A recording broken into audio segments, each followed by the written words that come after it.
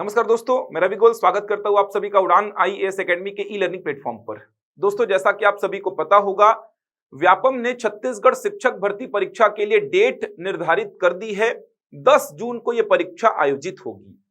तो यहां से लेकर लगभग 1 महीने का समय बचा है। तो आज मैं आपके सामने उपस्थित हुआ हूं गणित विषय के संबंध में चर्चा करने के लिए। गणित विषय जिसका वेटेज, चाहे वो सहायक शिक्षक का एग्जाम हो, चाहे वो शिक्षक का एग्जाम हो, अच्छा खासा वेटेज है। सहायक शिक्षक में 30 प्रश्न पूछे जाएंगे जो कि 30 अंकों के होंगे।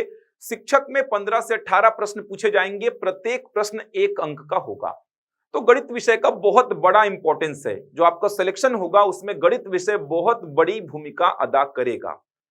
अब समस्या यह है कि सर 1 महीने का समय बचा है और गणित विषय का सिलेबस आप देखोगे तो बहुत बड़ा है। तो किन किन टॉपिक्स पे ज्यादा समय दिया जाए, गणित विषय में कौन कौन से टॉपिक्स ऐसे हैं जहां पे आप ज्यादा समय दें, कहां से प्रश्न ज्यादा पूछे जाने की संभावना है, इन सारी बातों पर आज के इस वीडियो में चर्चा करेंगे। क्योंकि आप गणित का सिलेबस देखेंगे तो बहुत बड़ा सिलेबस है।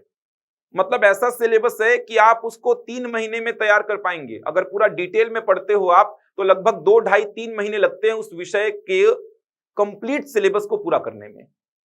लेकिन समय आपके पास उतना नहीं है। समस्या इस बात की है, समय लगभग आपके पास 1 महीने का है और आपको सारे विषयों को लेकर चलना है।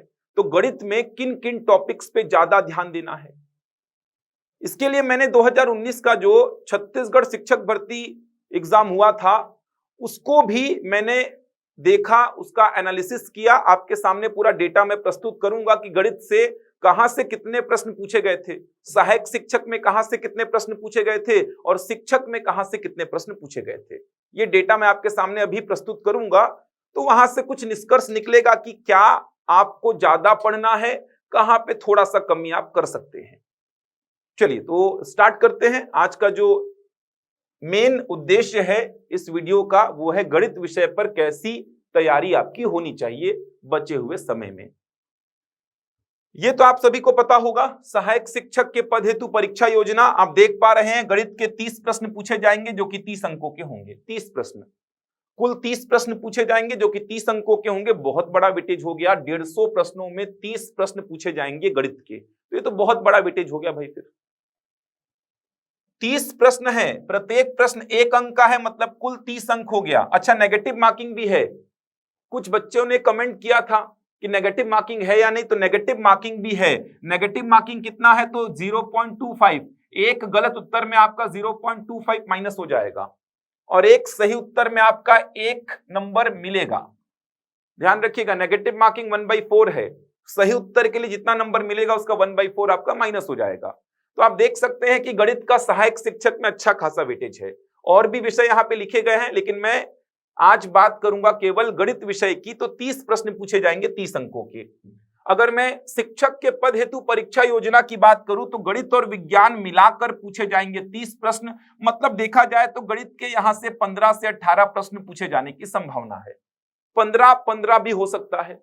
15 गणित और 15 विज्ञान। 2019 में कितने प्रश्न पूछे गए थे बताऊंगा मैं आपको। तो यहां से मान के चलिए 15 से 18 प्रश्न गणित के पूछे जाएंगे। तो दोनों ही एग्जाम में बहुत अच्छा वेटेज है। सहायक शिक्षक में तो खैर बहुत बड़ा वेटेज है, क्योंकि 30 प्रश्न बहुत बड़ी चीज है। 30 प्रश्न 150 में से शिक्षक में थोड़ा सा कम कर दिया है, लेकिन फिर भी 15 से 18 प्रश्न कम नहीं होते हैं। तो दोनों ही एग्जाम में बहुत बड़ा वेटेज है गणित और विज्ञान का, सॉरी गणित का। विज्ञान का तो आप देख पा रहे केवल यहां पे है। शिक्षक में, सहायक शिक्षक में अलग से विज्ञान मेंशन नहीं किया है। तो फिलहाल बात कर रहे हैं गणित की। तो गणित का बहुत बड़ा वेटेज है। सहायक शिक्षक में 30 अंक और शिक्षक में लगभग 15 से 18 अंक आपको गणित में मिलने वाले हैं। अब तैयारी किस प्रकार से करनी है, क्या क्या सिलेबस में है, उससे पहले मैं आपको 2019 का जो एग्जाम हुआ था उसका कुछ एनालिसिस बताना चाहूंगा। तो सहायक शिक्षक में जैसा कि आपने देखा 30 प्रश्न पूछे जाएंगे 30 अंकों के। तो आप देख सकते हैं पेडागोजी का जो सेक्शन है, गणित की प्रकृति, गणित सीखना सिखाना व आकलन, 14 प्रश्न पूछे गए थे। यहां से 30 में से 14 प्रश्न तो पेडागोजी वाले सेक्शन से, गणित का जो शिक्षण शास्त्र है वहीं से 14 प्रश्न बन गए थे, जो कि थ्योरी पोर्शन है, जहां पे कैलकुलेशन नहीं होता है, व्यवहारिक ज्ञान की आवश्यकता होती है। यहाँ पे 14 प्रश्न तो यहीं से बन गए थे। अब इस बार भी 14 बनेंगे। 14 से ज्यादा 14 से कम कुछ नहीं बोल सकते आप, लेकिन मान के चलो अच्छा खासा वेटेज रहेगा इसका। क्योंकि ये शिक्षक भर्ती परीक्षा है तो पेडागोजी का यहाँ पे पोर्शन अच्छा खासा रहता ही है। तो आप देख सकते हैं यहाँ पे गणित की प्रकृति, गणित सीखना सिखाना और आकलन 14 प्रश्न पूछा गया था। 30 में से 14 मतलब 50% तो यही हो गया लगभग आपका। पेडागोजी गणित का शिक्षण शास्त्र, जहां पे बहुत सारा थ्योरी सेक्शन है, लेकिन वो तभी आपसे बनेगा जब आप व्यवहारिक तरीके से उसको पढ़ेंगे, व्यवहारिक जो एग्जाम्पल्स होते हैं उनको ले लेके पढ़ेंगे, तब जाके वो पेडागोजी बनेगा आपसे। समझ आ रहा है? व्यवहारिक ज्ञान की आवश्यकता है आपको। वहां पे शब्द थोड़े से कंफ्यूज करते हैं, समझ में नहीं आता कि इसका मतलब क्या होता है। मूर्त अवधारणा, अमूर्त अवधारणा, संकल्पनात्मक ज्ञान, इस प्रकार के शब्द आपको मिलेंगे। तो चीजें वहां पे थोड़ी सी कंफ्यूज करती है कि संकल्पनात्मक ज्ञान क्या होता है, लेकिन इसी को इंग्लिश में बोलूंगा मैं कंसेप्चुअल नॉलेज, समझ में आ जाएगा। साधारण ब्याज आप निकाल रहे हो, चक्रवृद्धि ब्याज आप निकाल रहे हो, क्या ये संकल्पनात्मक ज्ञान के अंतर्गत आता है, कंसेप्चुअल नॉलेज के अंतर्गत आता है। त्रिभुज का क्षेत्रफल आप निकाल रहे हो, क्या ये मूर्त अवधारणा है, मतलब अगर एक त्रिभुज के आकार का खेत है उसका क्षेत्रफल अगर आप निकालते हैं तो क्या ये मूर्त अवधारणा है या ये अमूर्त अवधारणा है। तो आपको व्यवहारिक एग्जांपल्स लेने पड़ेंगे, तब जाके पेडागोजी वाला सेक्शन बनेगा। थोड़ा सा व्यवहारिक एग्जांपल्स लेंगे तो आपसे पेडागोजी बहुत आसानी से बनेगा। आप सोचेंगे थ्योरी को पढ़ के अगर मैं पेडागोजी बना लूंगा तो नहीं बन पाएगा, संभव नहीं है। थोड़ा प्रैक्टिकल होके सोचेंगे, व्यवहारिक एग्जांपल्स लेंगे। जैसे अगर मैं आपको बोलूं कि एक बच्चे को आपको 3D का डायग्राम पढ़ाना है, गोला पढ़ाना है। अब गोला तो बोर्ड में आप बना नहीं सकते, स्फेयर आप बोर्ड में बना नहीं सकते, तो कैसे उस बच्चे को आप गोला पढ़ाओगे, स्फेयर पढ़ाओगे? वो तो छोटा बच्चा है, उसको पता ही नहीं है कि गोला क्या होता है, स्फेयर क्या होता है, और आप बोर्ड में ड्रॉ नहीं कर सकते। अब वहां पे तो डिजिटल बोर्ड होते नहीं है, फिलहाल तो डिजिटल बोर्ड्स आपको प्रोवाइड नहीं किए जाएंगे। आगे चलकर हो सकता है कि गवर्नमेंट स्कूलों में भी डिजिटल बोर्ड्स प्रोवाइड कर दिए जाएं और आप फटाफट दिखा दिए बोर्ड में कि ये गोला होता है। फिलहाल जो स्थिति है उसमें तो आपको व्हाइट बोर्ड में या फिर ब्लैक बोर्ड में ही पढ़ाना पड़ेगा। तो वहां पे कैसे गोला को बताएंगे कि गोला होता क्या है एक्चुअल में, स्फीयर क्या होता है? तो आपको एग्जांपल्स देना पड़ेगा कि जो फुटबॉल होता है वो गोला है, जो ग्लोब होता है जो कि जनरली टेबल्स में रखा जाता है, पूरे स्थानों में बहुत सारे आपने देखे होंगे ग्लोब्स रखे होते हैं, हर एक टेबल में वहां पे मिल जाएगा आपको, ये होता है गोला। ऐसे एग्जांपल्स आपको देने पड़ेंगे। जो गेंद होती है टेनिस की वो भी क्या है, गोला ही तो है। ऐसे एग्जांपल्स देंगे तब जाके बच्चे समझेंगे आपके तरीके को, तब जाके बच्चे समझेंगे कि गोला एक्चुअल में होता क्या है। यही सब चीजों को समझना सीखना होता है कहां पे, गणित के शिक्षण शास्त्र में। मतलब गणित आपको पढ़ाना कैसे है, पहले तो वो सीखो कि कैसे पढ़ाया जाता है। बहुत बड़ा वेटेज है, 14 प्रश्न बहुत ज्यादा हो गए यार। तो इस बार भी 14 प्रश्न आएंगे, या उससे कम या उससे ज्यादा कुछ नहीं बोल सकते, लेकिन प्रश्नों का यहां से आप वेटेज ज्यादा ही पाएंगे, ज्यादा ही मिलेगा आपको। 10 प्रश्न तो मान के चलिए, 15 भी पूछ सकता है, तो यहां से मान के चलिए 8-10 प्रश्न तो आपको मिल जाएंगे। हो सकता है कम पूछ ले, लेकिन संभावना है कि 8-10 प्रश्न तो आपको मिनिमम मिलेंगे। कभी कभी तो ऐसा होता है, आप एमपी साइड का शिक्षक भर्ती का एग्जाम देखेंगे तो साफ साफ लिख देता है कि 15 प्रश्न पूछेगा इससे और 15 बचे हुए मैथ्स के चैप्टर से, ऐसा भी लिख देता है वो। हो सकता है उसी पैटर्न में चल रहा हो तो 15 प्रश्न बन सकते हैं 30 में से। कोई संभावना नहीं है, क्योंकि ऐसा मेंशन नहीं किया गया है कि कितना प्रश्न पूछा जाएगा यहां से। तो आप देख सकते हैं गणित का जो पेडागोजी है, मतलब शिक्षण शास्त्र है, वहां से 14 प्रश्न पूछे गए थे 2019 में। पढ़ेंगे, 11 मई वाला बैच ज्वाइन कर लीजिए, आपको बहुत शानदार तरीके से पढ़ाया जाएगा, बहुत शानदार तरीके से। इतने सारे एग्जाम्पल्स करा देंगे पेडागोजी के, मतलब गणित के पेडागोजी के इतने सारे एग्जाम्पल्स आप डील कर लेंगे, वहीं से मैक्सिमम चीजें मिल जाएंगी आपको, प्रत्यक्ष और अप्रत्यक्ष रूप से वहीं से सारी चीजें मिल जाएंगी। तो 11 मई का जो बैच है उसको भी आप देख सकते हैं। देखिए 11 मई का ये जो बैच है ये आप ज्वाइन कर सकते हैं। 2 दिन का डेमो क्लास है, 2 दिन का डेमो क्लास देख सकते हैं आप, शाम 4:30 बजे से। ये समय यहाँ पे हमने चेंज कर दिया था क्योंकि समय थोड़ा सा कम मिला, 10 तारीख को ही एग्जाम था, तो ये समय हमने चेंज कर दिया था। 4:30 से 8:30 बजे तक कक्षाएं संचालित होंगी। 11 मई से ये बैच आरंभ हो रहा है। ऑनलाइन ऑफलाइन दोनों ही मोड पर चलेगा। ऑनलाइन भी क्लासेस ज्वाइन कर सकते हैं आप, या फिर ऑफलाइन ज्वाइन करना चाहते हैं तो आप हमारे सिटी प्लाजा ब्रांच में विजिट कर सकते हैं। एकदम एग्जाम ओरिएंटेड तैयारी होगी, महीने भर की क्लास होगी, आपको इतने सारे चीजों को समझा दिया जाएगा, बता दिया जाएगा, मैक्सिमम चीजें वहीं से कवर हो जाएंगी। जीएस छोड़ के सारे विषयों को यहाँ पे शामिल किया गया है। लगभग 120-130 नंबर का आपका सिलेबस जो है वो आपको संपूर्ण कराया जाएगा 1 महीने में। आप 2 दिन डेमो करके देखिए, आपको समझ में आ जाएगा कि हम पूरा करा पाएंगे या नहीं करा पाएंगे। ऑनलाइन क्लासेस अगर आपको ज्वाइन करना है तो आप इस नंबर पे व्हाट्सएप कर दीजिए या कॉल कर लीजिए, आपको लिंक प्रोवाइड कर दी जाएगी। 8120234424 इस नंबर पे व्हाट्सएप कर दीजिए, आपको लिंक प्रोवाइड कर दी जाएगी ऑनलाइन क्लासेस की। आप 2 दिन का डेमो देख लीजिए। बहुत शानदार तरीके से हमने प्लान किया है, पूरा एनालिसिस किया है। बहुत अच्छी क्लासेस होंगी 11 मई से, मतलब कल से ही ये तो आरंभ हो रहा है 11 मई से। तो जरूर आप इस बैच को ज्वाइन करिए। ऑफलाइन करना है तो आप सिटी प्लाजा ब्रांच में आ सकते हैं। ये एड्रेस लिखा हुआ है सिटी प्लाजा ब्रांच का। न्यूनतम फीस है, बहुत ज्यादा फीस भी हमने नहीं रखी है। जरूर आप इस बैच से जुड़िए, क्योंकि ये जो समस्या है, जैसा कि आप देख पा रहे हैं कि इसका बहुत बड़ा वेटेज है, लेकिन ये बनता नहीं है सर, खासकर मैथ्स का नहीं बनता है। आप बाल विकास और शिक्षा शास्त्र वाले विषय को डील कर लेंगे, लेकिन मैथ्स का पेडागोजी, मैथ्स का शिक्षण शास्त्र बनाने में दिक्कत आता है। तो वो दिक्कत नहीं आएगा आपको। इतने सारे एग्जाम्पल्स आप डील कर लेंगे, व्यवहारिक ज्ञान के साथ पढ़ेंगे। व्यवहारिक ज्ञान के साथ मतलब आपको चीजें एकदम दिखेंगी कि मूर्त अवधारणा बोलने का मतलब क्या है, अमूर्त अवधारणा बोलने का मतलब क्या है। एकदम समझेंगे इन बातों को, रटना नहीं है, समझेंगे कि क्या होता है मूर्त अवधारणा, क्या होता है अमूर्त अवधारणा, एकदम एक एक चीज को समझेंगे। तो यहाँ पे फिलहाल आप देख पा रहे हैं बहुत बड़ा वेटेज था सहायक शिक्षक में। पेडागोजी का 14 प्रश्न पूछा गया था, जबकि अगर मैं शिक्षक की बात करूं तो शिक्षक में केवल 3 प्रश्न पूछा गया था। तो सहायक शिक्षक में गणित के शिक्षण शास्त्र से 14 प्रश्न 30 में से, जबकि यहाँ पे आप देख सकते हैं शिक्षक में 3 प्रश्न पूछे गए थे, क्योंकि यहाँ पे टोटल नंबर ऑफ क्वेश्चंस भी कितने थे, 15 थे। गणित और विज्ञान मिला के 30 प्रश्न है, तो गणित यहां से 15 प्रश्न पूछा गया था, जिसमें से 3 था आपका गणित की प्रकृति, गणित सीखना सिखाना और आकलन, मतलब गणित का शिक्षण शास्त्र। अब गणित का जो शिक्षण शास्त्र है उसका सिलेबस आप देखेंगे तो दोनों में सेम है, सिलेबस दोनों में सेम है। ये सहायक शिक्षक का सिलेबस आपको दिखा रहा हूं मैं। सहायक शिक्षक का गणित का इकाई 1 और इकाई 2 ये दोनों ही पेडागोजी वाला सेक्शन है। गणित की प्रकृति, गणित सीखना सिखाना आकलन, ये दोनों ही आप देखेंगे तो ये दोनों ही पेडागोजी का सेक्शन है, गणित का पेडागोजी।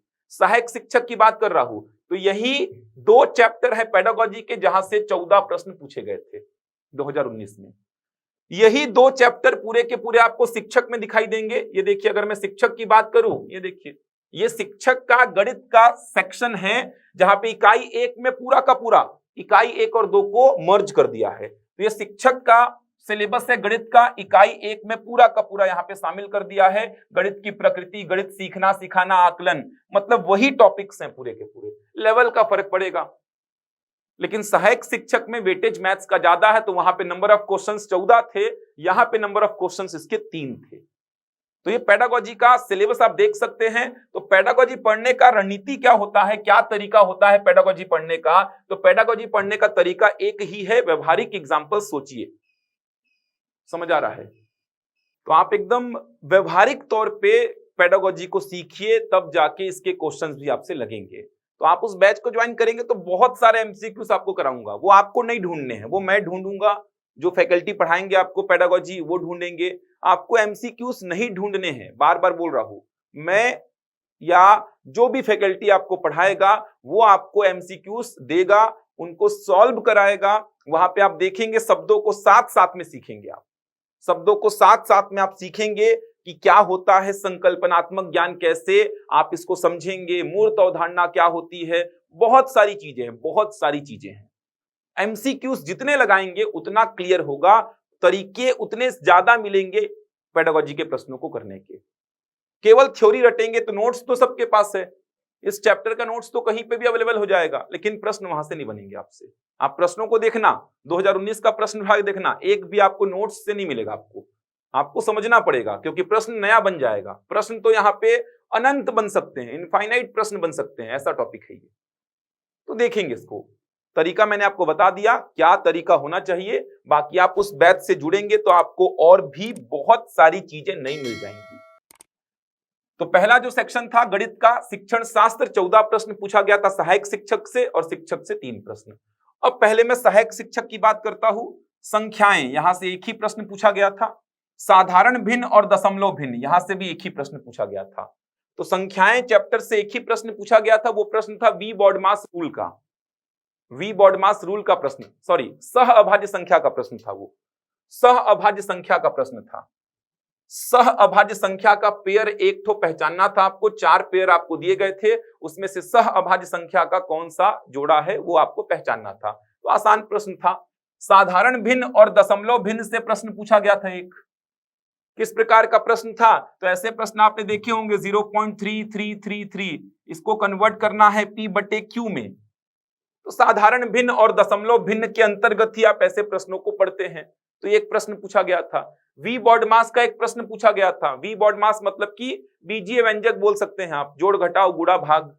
वर्गमूल से एक प्रश्न पूछा गया था, पूर्ण वर्ग का प्रश्न था, परफेक्ट स्क्वायर का। इसके अलावा घातांक और करनी से एक प्रश्न पूछा गया था। घातांक और करनी आप देखेंगे तो आपको सिलेबस में दिखाई नहीं देगा। ये देखिए सहायक शिक्षक का सिलेबस है ये।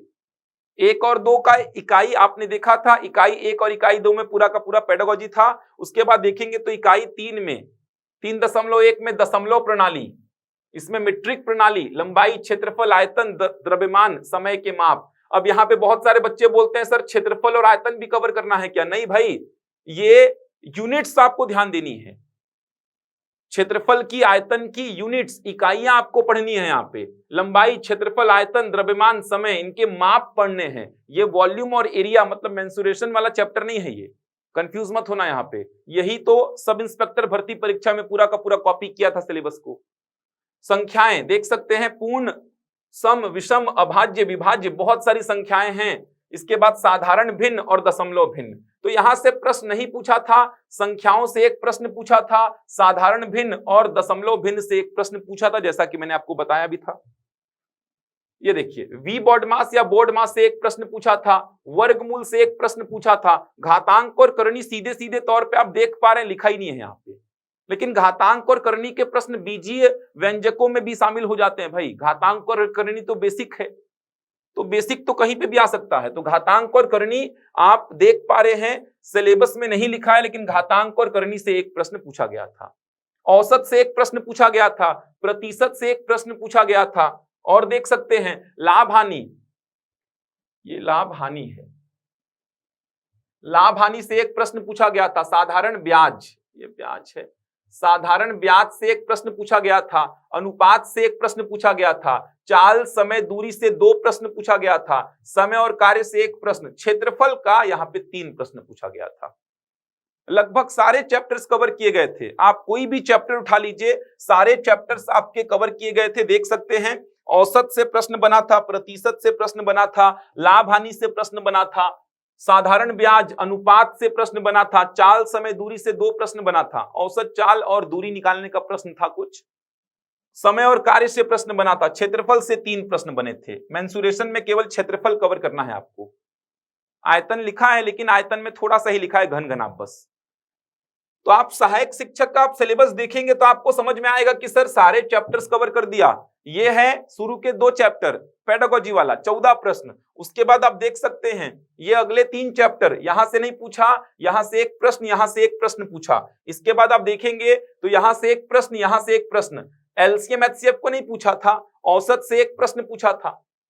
इसके बाद आप देखेंगे तो प्रतिशत से प्रश्न पूछा था एक ठो, लाभ हानि से 2 प्रश्न पूछा था, प्रतिशत से एक, साधारण ब्याज से एक प्रश्न, अनुपात से एक प्रश्न, चाल, समय, दूरी से 2 प्रश्न पूछ लिया था। तो लगभग सारे चैप्टर्स को कवर किया था। समय और कार्य से एक प्रश्न पूछा था। क्षेत्रफल और परिमाप, यहां से 3 प्रश्न पूछा था। इधर को आप देखेंगे तो आयतन है, जिसमें कि घनाभ ये भी लिख दिया है। लंबाई, चौड़ाई, ऊंचाई मतलब आयतन मतलब घन, घनाभ, बेलन, शंकु, गोला। इसको कवर नहीं करेंगे तो काम चल जाएगा भाई, क्योंकि आयतन आपको शिक्षक वाले एग्जाम में देखने को मिलेगा, सहायक शिक्षक में देखने को जनरली नहीं मिलेगा। क्षेत्रफल को लेकिन अच्छी से कवर कर लेना। क्षेत्रफल से 3 प्रश्न पूछा गया था। तो सारे चैप्टर्स को कवर किया है। औसत, प्रतिशत, लाभ हानि, समय, दूरी, समय, कार्य, अनुपात, साधारण ब्याज, जो जो लिखा है। चक्रवृद्धि ब्याज नहीं लिखा है तो कवर नहीं करना है। तो जो जो चैप्टर में लिखा है लगभग सारे चैप्टर्स को कवर किया गया है, लगभग सारे चैप्टर्स को। लेकिन क्वेश्चन का जो लेवल था वो बहुत आसान था, बहुत आसान प्रश्न पूछे गए थे। जैसे मैं वी बॉडमास के प्रश्न की बात करूं, बहुत आसान प्रश्न था। साधारण भिन्न और दशमलव भिन्न का बहुत आसान प्रश्न था। समय और दूरी वाले जो प्रश्न बने थे वो औसत, चाल और दूरी निकालने के प्रश्न थे, जो कि बहुत आसान। प्रतिशत और लाभ हानि का प्रश्न भी आसान था। इवन क्षेत्रफल से भी बहुत आसान पूछे गए थे। क्षेत्रफल से भी बहुत आसान पूछे गए थे प्रश्न, बहुत आसान। तो प्रश्न बहुत आसान थे, लेकिन सारे चैप्टर से एक एक प्रश्न आपको देखने को मिलेगा। ये देखिए, लगभग सारे चैप्टर से आपको एक एक प्रश्न देखने को मिलेगा। कहीं से 2 पूछ लिया, कहीं से 1। क्षेत्रफल से 3 प्रश्न पूछा था।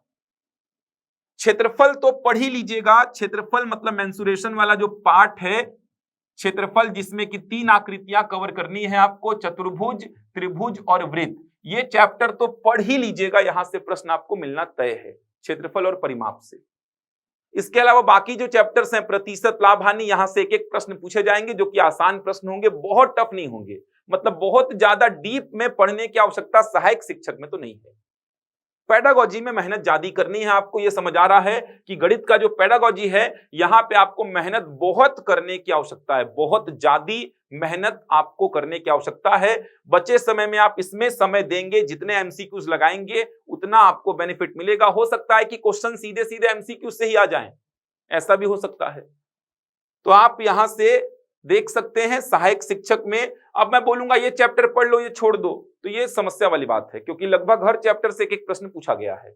मैं ये बोल रहा कि पेडागोजी को अच्छी से कर लो, क्षेत्रफल वाले चैप्टर को अच्छी से कर लो, चाल, समय, दूरी, प्रतिशत, लाभ, हानि, यहां से प्रश्न पूछे जाने तय हैं। ये कुछ ऐसे चैप्टर्स हैं जहां से एकदम तय है, पेडागोजी एकदम तय है। चाल, समय, दूरी, प्रतिशत, लाभ, हानि, क्षेत्रफल, ये चैप्टर्स पे एकदम तय है प्रश्न पूछे जाएंगे। वी बोर्ड मास वगैरह के आसान प्रश्न आएंगे, आप कर लेंगे। साधारण, भिन्न, दशमलव, भिन्न, वर्गमूल, इनके प्रश्न आसान रहेंगे, आप आसानी से डील कर लेंगे इनको। तो मेहनत कहां पे करनी है आप देख सकते हैं। एलसीएम एचसीएफ में बहुत ज्यादा डिटेल में मत पढ़ना। एलसीएम एचसीएफ में जनरली जो एक रिजल्ट बनता है, इसको देख लेना कि 2 संख्याओं का गुणनफल उनके एलसीएम और एचसीएफ के गुणनफल के बराबर होता है। ये वाला देख लेना, 2 संख्याओं का गुणनफल उनके एलसीएम और एचसीएफ के गुणनफल के बराबर होता है। व्यापम का एकदम पसंदीदा प्रश्न बनता है। यहां से 2 संख्याओं का एलसीएम दे देगा, एचसीएफ दे देगा, एक संख्या दे देगा, दूसरी संख्या आपसे पूछ लेगा। एकदम पसंदीदा प्रश्न है व्यापम का, हमेशा पूछता आया है इसको। बाकी औसत वगैरह से एकदम बेसिक प्रश्न बनते हैं। तो सहायक शिक्षक में अगर आपको बहुत ज्यादा मेहनत करनी है, तो आप पेडागोजी में बहुत मेहनत करिए, वहां से नंबर ऑफ क्वेश्चंस आपको ज्यादा मिलेंगे। क्षेत्रफल में बहुत ज्यादा मेहनत करिए, क्षेत्रफल से भी आपको 3-4 प्रश्न मिलने की संभावना है। बाकी सारे चैप्टर से 1-2 प्रश्न आपसे पूछे जाएंगे। ये हो गया आपका सहायक शिक्षक।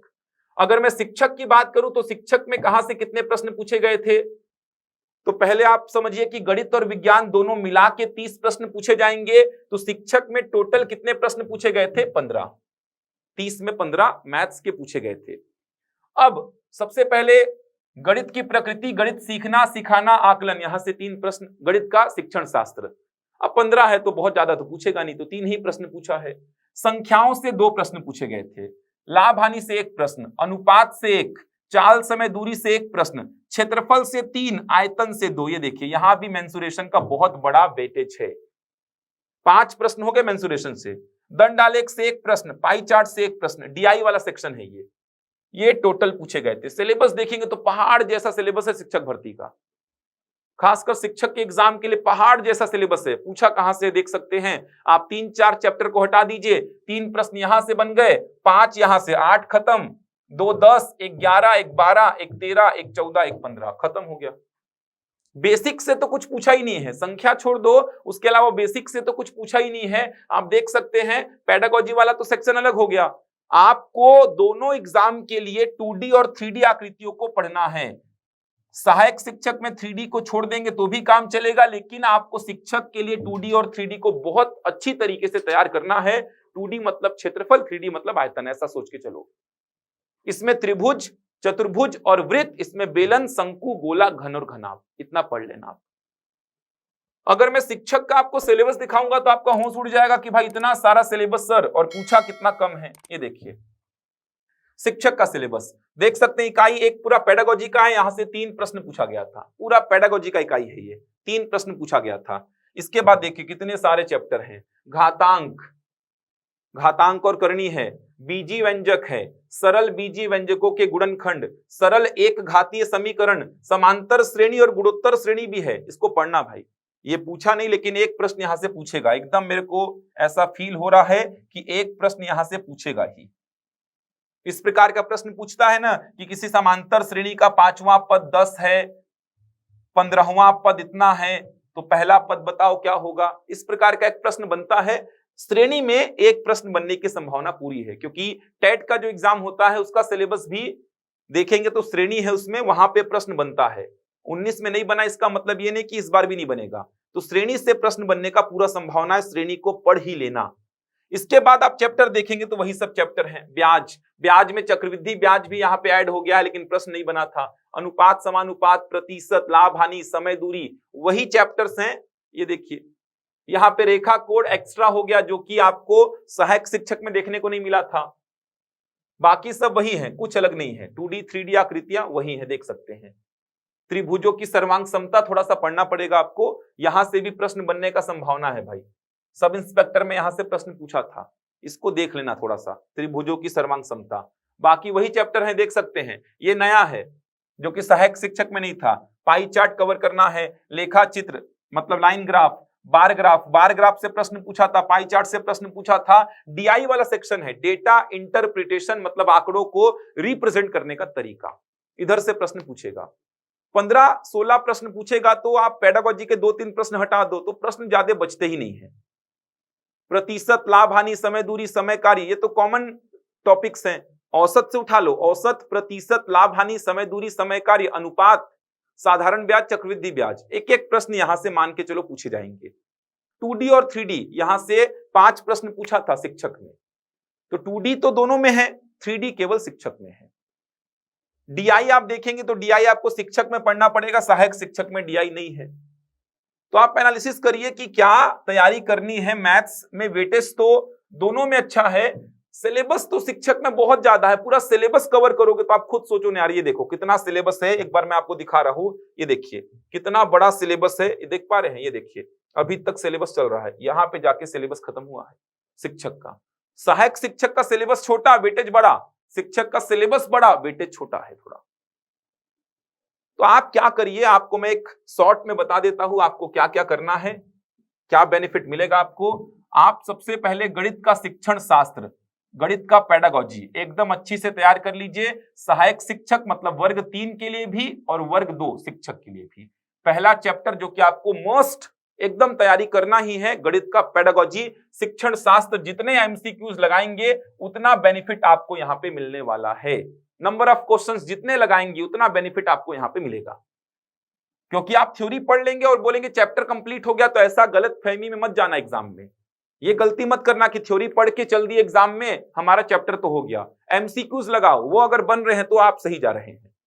इसके अलावा ये जो कॉमन चैप्टर हैं, औसत हो गया, प्रतिशत, लाभ हानि, समय दूरी, समय कार्य, साधारण ब्याज, चक्रवृद्धि ब्याज, चक्रवृद्धि ब्याज केवल शिक्षक में है, ध्यान रखिएगा। अनुपात, यहां से एक एक प्रश्न पूछा जाएगा ही, गारंटी एकदम। एक एक प्रश्न आपको देखने को मिलेगा, किसी 1-2 चैप्टर को छोड़ देगा, बाकी आपको एक एक प्रश्न यहां से देखने को मिलेगा, सहायक शिक्षक में भी और शिक्षक में भी। अब ये तो आपने पहले भी पढ़ा होगा, थोड़ा सा एक बार उसको रिवीजन कर लीजिएगा। फॉर्मूले, बेसिक जो कंसेप्ट हैं वो चीजों को देख लो, एक एक प्रश्न मिलेगा। और अच्छी से तैयार क्या करना है आपको, तो 2D और 3D को बहुत अच्छी से तैयार करना है। इसके फॉर्मूले देख लीजिएगा, फॉर्मूले बनते कैसे हैं, फॉर्मूले कैसे बनते हैं वो सीख जाओगे तो आपका प्रश्न भी बन जाएगा। फॉर्मूले को रटना मत।